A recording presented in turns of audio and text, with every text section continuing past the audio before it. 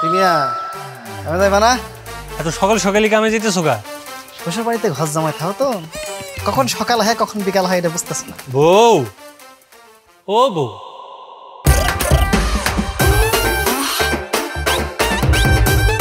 আজকে তোমার কামে যাওয়া লাগবে না, আয়ো ঘরের মধ্যে আয়ো। তুমি নগর সাথে কামে যাইবা কইলা? আজকে না গেলে হয় না, আজকে তো বাড়িতে একটু কাম আছিল। একদিন কামে না গেলে কি হয়? একদিন মানে ও কি কোনোদিন কামে যায়? তাহলে তুমি একটু ঘরে আয়ো, একটা কাম আছিল, কামটা কইরা দিয়ে তারপর না হয় মাঠে যাইও। ভাবি আজকার শরীরটা ভালো লাগতেছে না, আজকার যাবো না, কালকেতে যাবো। সাইকেল চালাই রোদের মধ্যে করতে পারো, একটু খেতে খামেরা এসে কাম করলে কি হয়?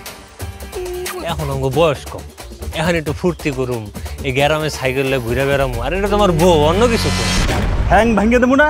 এরকম মানুষকে ঠ্যাং ভাঙিয়া দেওয়ানি দরকার। আমার একলা রেখে চলে যাইবা? অবস্থা বেশি ভালো না বাবা।